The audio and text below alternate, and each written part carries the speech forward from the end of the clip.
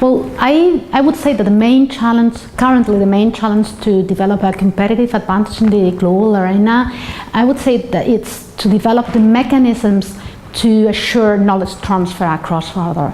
Knowledge has become a key for developing competitive advantage. As a matter of fact, it's widely accepted that multinational companies have to steer between the contradictions of integrating globally, but at the same time adapting to local needs. And that is mainly to be able to find where the best practices are and be able to transfer that knowledge into the different units of the company.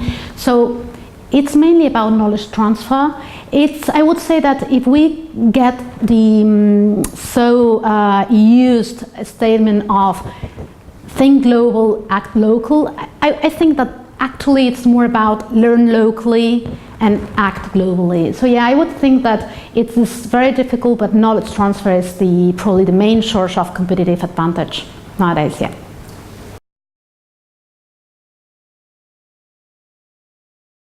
So, well, knowledge is always embedded in a certain context, it's developed in a certain culture, and as I said, knowledge is a key asset, it's a key resource for developing competitive advantage. But the issue is that the most valuable knowledge is always tacit knowledge, and tacit knowledge has to be with how we. It's a result of experience, of routines, organizational routines, and that's always culturally embedded.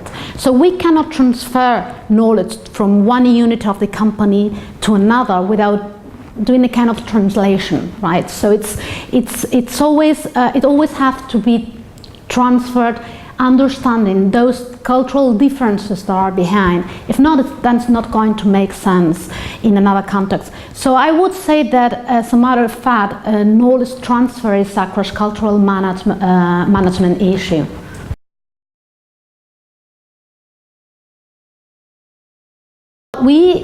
If we have understood that knowledge transfer is key for being successful in the global arena, and we have also understood that knowledge transfer is a cross-cultural issue, then it's straightforward. We have to understand that the skills global leaders need will have to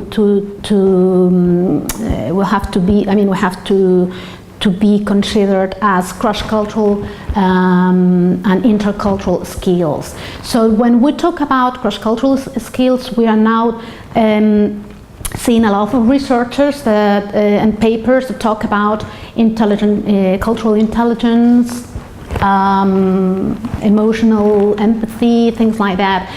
I think it's more about, it's not only about culture. I prefer to say it's a global mindset, because it's not only about understanding diversity, it's also about recognizing diversity as an opportunity and being able to cope with contradictions. I mean, it's a little bit more than just culture, but having a global mindset in terms of understanding diversity, differences, and being able to get the best of these differences into the business world.